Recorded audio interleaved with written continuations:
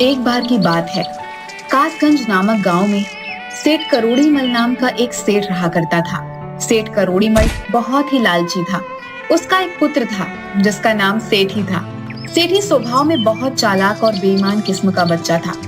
दूसरी तरफ उसी गांव में राजू नाम का लड़का था जो कि सेठी की कक्षा में पढ़ता था, लेकिन वो सेठी के बिल्कुल विपरीत था। एक दिन स्कूल में, ओए राजू, तुमने हॉलिडे का सारा टास्क बना लिया क्या? अब हाँ, वो तो मैंने 2 सप्ताह में ही सारा होमवर्क कंप्लीट कर लिया था। तुमने कंप्लीट नहीं किया है क्या? और नहीं यार, और बुआ के घर चला गया था यार। 3 दिन बाद कमलेश सर की क्लास है। अगर होमवर्क कंप्लीट नहीं रहा तो सर मुझे पनिशमेंट देंगे। मुझे बचा लो प्लीज़। लेकिन बुआ के यहाँ तो तुम 1 सप्ताह के लिए ही गए थे। बाकी के 1 महीना तुम्हारे पास टाइम था, उसमें क्यों नहीं होमवर्क किया? अरे छोड़ना यार, तू अपनी नोटबुक दे दे, कॉपी करके तीसरे दिन तुम्हें लौटा दूंगा।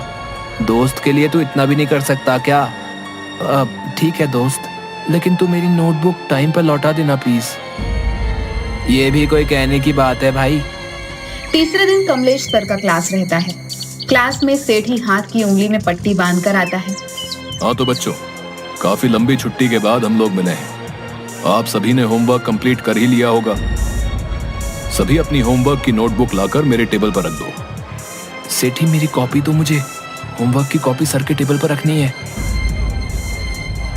मैंने तो तुम्हारी कॉपी सर के टेबल पर रख दी है। अब भाई का इतना भी काम नहीं कर सकता क्या? अरे राजू, तुमने होमवर्क की कॉपी नहीं जमा की? सर टेबल पर ही रखी हुई है। यहाँ पर तो नहीं है। आज तो सेठी की भी कॉपी मेरे पास है। लेकिन वो तो मेरी कॉपी है। क्यों सेठी? अब मैं क्या ही कह सकता हूँ तुम्हारी कॉपी के बारे में। जब मैं टास्क बना रहा था तो मैंने तुमसे कहा था कि टास्क बना लो, लेकिन तुम बराबर यही कहते थे कि अभी बहुत दिन है। क्यों झूठ बोल रहे हो सर? उस कॉपी में देखिए, मेरी हैंडराइटिंग है। राजू सही कह रहा है सर, मेरी कॉपी में राजू की ही हैंडराइटिंग है। मेरी तो उंगली कट गई थी, तो राजू से रिक्वेस्ट की थी कि मैं बता रहा हूँ, तू बस लिख दे। कमलेश सर राजू को होमवर्क ना करने के बदले सारा दिन क्लास में खड़े रहने की सजा दे देते हैं। सेठी, तुमने ऐसा क्यों किया? थोड़े से झूठ से अगर तुम्हारी जान बच रही है तो झूठ बोलने में कोई हर्ज नहीं है। सेठी लोगों को परेशान करता रहता था। इसी तरह 10 साल बीत जाने के बाद सेठी शहर में एक बहुत बड़ा रेस्टोरेंट बनाता है, और वहीं अच्छे नंबर और अच्छी डिग्री होने के बावजूद राजू गरीब बेरोजगारी का जीवन जी रहा था। सरिता, आज मुन्नी सुबह से क्यों रो रही है? आज घर में कुछ नहीं है। मुन्नी दूध के लिए रो रही है। ठीक है, कुछ देखता हूँ। राजू सभी जानने वालों से पैसा मांगता है, लेकिन कोई भी नहीं देता। थक हार कर वह सरिता का मंगलसूत्र गिरवी रखकर खाने के लिए कुछ सामान लेकर आता है, और बचे कुचे पैसों से अंत में वह एक चाय की दुकान खोल लेता है। एक दिन सेठी उसकी दुकान के सामने से गुजरता है। अरे क्या यार, तुम चाय बेचोगे? हम लोग एक ही स्कूल में पढ़े हैं, सब क्या कहेंगे भाई? झूठ, फरेब, बेईमानी, मक्कारी की हलवा पूरी से कहीं अच्छा ईमानदारी से चाय बेचकर सूखी रोटी खाकर चैन की नींद सोना कहीं अच्छा है। हाँ तो भाई ठीक है, फिर रहो झोपड़ी में रूखी सूखी खाकर, और क्या। मुझे देखो, मेरे पास आज बंगला है, गाड़ी है, बैंक बैलेंस है, सब है। धीरे धीरे राजू की चाय की गुमटी बड़ी होकर कॉफी हाउस रेस्टोरेंट में बदल जाती है। उसका टेस्टी चाय, कड़ी मेहनत, मधुर व्यवहार और ईमानदारी के कारण हमेशा कॉफी हाउस फुल रहा करती थी। उधर सेठी का दोस्त चंदन, जो शहर का सबसे बड़ा सेठ हरीलाल का बेटा था, एक दिन सेठी के रेस्टोरेंट में खाना खा रहा था। रेस्टोरेंट में तो बहुत अच्छा खाना बनाया तुमने। मेरे पास एक आइडिया है, पहाड़ी के ऊपर 5 स्टार रेस्टोरेंट खोलने का। 20 लाख रुपए के प्रोजेक्ट में 5 लाख का इंतजाम हो गया है। आइडिया तो बहुत अच्छा है, 15 लाख में लगाऊंगा। प्रॉफिट कितना मिलेगा मुझे? तो मेरा दोस्त है इसलिए 25% प्रॉफिट में मिलेगा।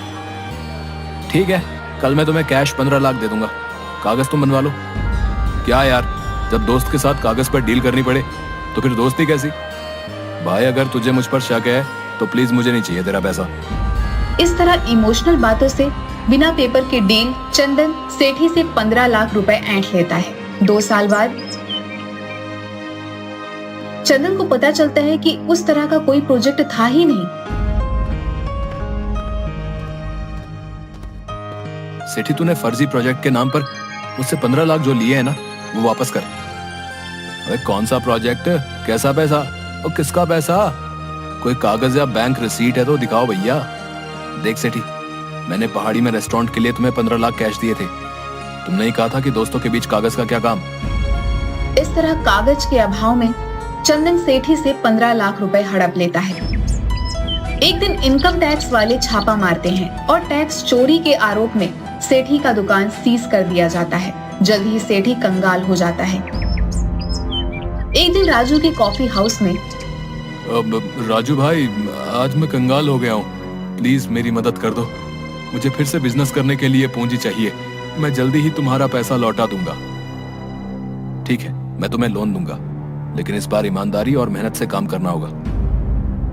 राजू से पैसा लेकर सेठी उसी के कॉफी हाउस के सामने अपना कॉफी हाउस भी खोल देता है। सेठी राजू के कैफे को कॉम्पिटिटर मानकर उसके कैफे को तरह तरह से बदनाम करने की कोशिश करने लगता है।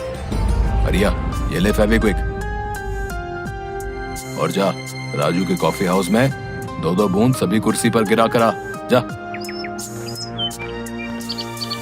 जैसे ही राजू का कॉफी हाउस ओपन होता है, लोगों की भीड़ लग जाती है।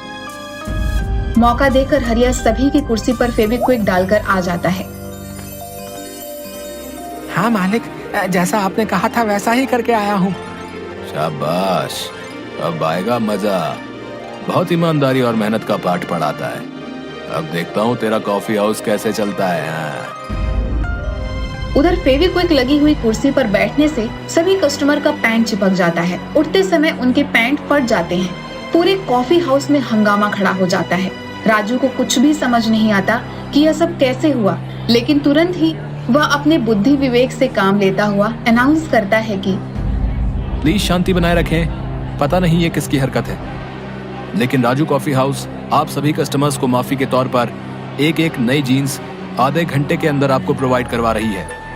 हमारी ओर से हुई असुविधा के लिए आपसे क्षमा चाहते हैं।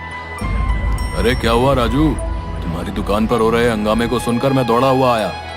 देखो ना दोस्त, किसी ने कॉफी हाउस की कुर्सी में फेविक्विक लगा दिया है। भाई, तुम्हारे कस्टमर तो बहुत सीधे हैं जो एक जीन्स पर मान गए। मैं होता तो तुम पर कंज्यूमर कोर्ट में केस कर देता। डियर कस्टमर, आपकी जीन्स आ गई है। आप लोग अपने अपने साइज के अनुसार जीन्स लेकर पहन लें। एक बार फिर सेठी की चाल फेल हो जाती है, लेकिन सेठी अपनी हरकतों से बाज नहीं आता। एक दिन सेठी अपने दोस्त जीवा की मदद से एक प्लान बनाता है। भाई जीवा, मैं चाहता हूँ कि मेरे सामने वाला कॉफी हाउस किसी तरह मेरा हो जाए, लेकिन हर बार मेरी तरकीब राजू फेल कर देता है। कोई बात नहीं गुरु, इस बार जीवा का प्लान है जो कभी फेल नहीं हो सकता। ऐसा क्या सोचा है तुमने कि वो प्लान फेल नहीं हो सकता? प्लान ऐसा है कि हम लोग किसी तरह उसके चाय के दूध में चूहे मारने की दवा मिला देंगे। फिर एक बार अगर कॉफी हाउस बदनाम हो गया तो फिर हमारी दुकान चल पड़ेगी। देख भाई, ये काम हरिया ही कर सकता है। पिछली बार इसी ने फेविक्विक चिपकाई थी। ना मालिक, ये काम हमसे नहीं होगा। चूहे मारने वाला जहर से अगर आदमी को कुछ हो गया तो पाप मेरे ऊपर ही आएगा। अरे हरिया, इसी इमोशन के कारण तुम लोग गरीब के गरीब ही रह जाते हो। कोई बात नहीं, ये काम हम दोनों करेंगे, वो भी आज ही रात। दोनों रात 12 बजे के अंधेरे में चूहे मारने की दवा को लेकर कॉफी हाउस में पीछे वाले रास्ते से घुसते हैं। अबे जीवा, ठीक से चल, मुझसे बार बार क्यों टकरा रहा है? ऐसी अंधेरे में कुछ दिखाई नहीं दे रहा। मैं तो ठीक से ही चल लिया हूँ, लेकिन ससुर ये जमीन ही ऊपर नीचे, अंधेरे में पता ही नहीं चल लिया है।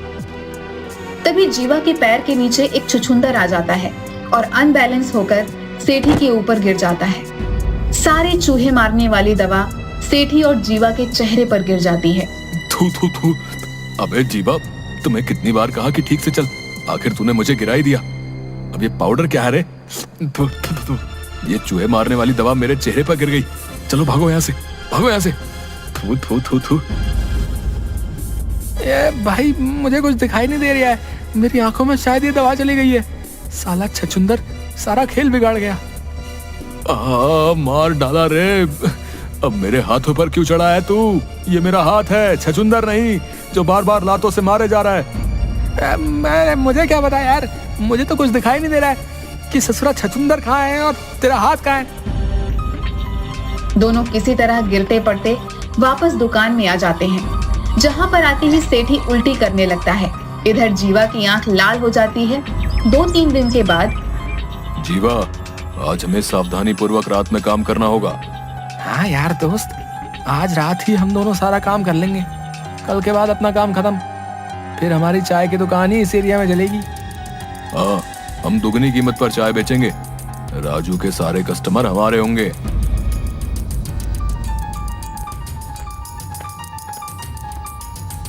दोनों रात को फिर से राजू की दुकान पर जाते हैं और दूध में चूहे मारने वाली दवा मिलाकर वापस आ जाते हैं। कालू, जल्दी से सारा टेबल कुर्सी साफ कर दे। देखना कि कहीं कोई चिपकने वाला पदार्थ, फेविक्विक या च्युइंगम कुर्सी या टेबल पर ना लगाओ।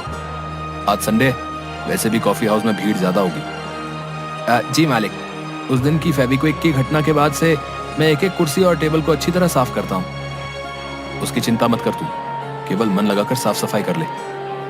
उस दिन के बाद मैंने कॉफी हाउस में सीसीटीवी लगवा दिया है। दूसरे दिन सुबह, संडे होने के कारण राजू की कॉफी हाउस में आज तुरंत ही हाउसफुल हो जाता है। सभी को कॉफी चाय दी जाती है, लेकिन कुछ ही देर में कस्टमर उल्टी करने लग जाते हैं। पूरे कॉफी हाउस में हाहाकार मच जाता है। मालिक, सभी कस्टमर उल्टी कर रहे हैं। कुछ तो गड़बड़ है चाय में, सीसीटीवी फुटेज देखनी होगी। इसी बीच सेठी पुलिस को फोन कर देता है। राजू को पकड़कर पुलिस ले जाने लगती है। 1 मिनट इंस्पेक्टर, जरा सीसीटीवी में देख लो कि किसने ये काम किया है। तब इस सीसीटीवी फुटेज से पता चलता है कि सेठी और जीवा दोनों ने रात में आकर यहाँ पर कुछ मिलाया था। पुलिस जब उन दोनों को पकड़कर डंडे से मारती है, जीवा पुलिस को सारी बात बता देता है कि उसने सेठी के कहने पर दूध में चूहे मारने वाली दवा मिलाई थी। दोनों को पुलिस हिरासत में लेकर चली जाती है।